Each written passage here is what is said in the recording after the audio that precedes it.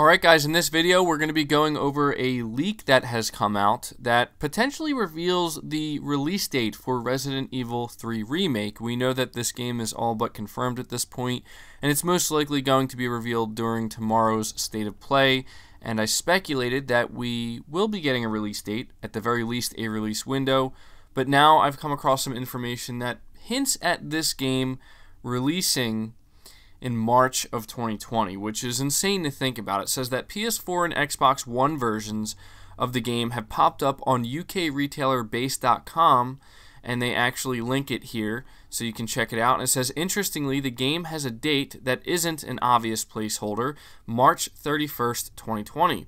Usually placeholder dates are the last day of the year. Still, there's several reasons to doubt that date. For one, it would mean that assuming the game is getting revealed this month, the release and marketing window would be less than 3 months, which is unlikely for a big release. The date is also a Tuesday, and while most games still release on Tuesday, Capcom has been releasing most of their major titles, such as Resident Evil 2 Remake, on Fridays as of late.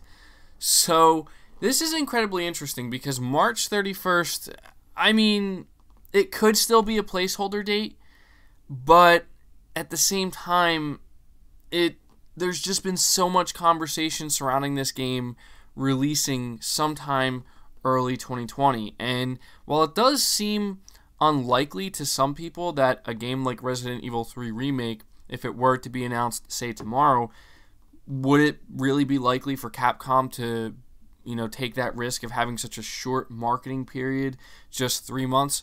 Honestly, I think it makes a lot of sense. You don't really need to market a game for that long. I mean, people who are excited for this game, people who are looking forward to Resident Evil 3 Remake, they'd go out and buy it tomorrow, right? Like, if they found out it was coming out a month from now, they would be sure to set aside that money to go buy this game. And I really like this idea. I like the idea that we're going to have this game announced potentially tomorrow, and we're going to find out it's going to come out as soon as March. Now, what's crazy to think on top of that is that if it does come out in March, there are a lot of other games coming out during that month as well. March 2020, on the 3rd, we're going to be getting Final Fantasy VII Remake. We're going to be getting Nioh 2. There's Animal Crossing New Horizons, Doom Eternal, Bleeding Edge, Persona 5 Royal, and Half-Life Alyx, if that's how you pronounce that. But yeah, it's a packed month, so that maybe makes me think it's a little bit less likely we could be getting it as soon as March, because, I mean, that's a lot of games that people are going to be going out there and buying, and you have to think about, how much money and time people have to spread out across all of these games. But I'll tell you right now, like, if Resident Evil 3 Remake comes out in March, that would be amazing. I'll be all over that.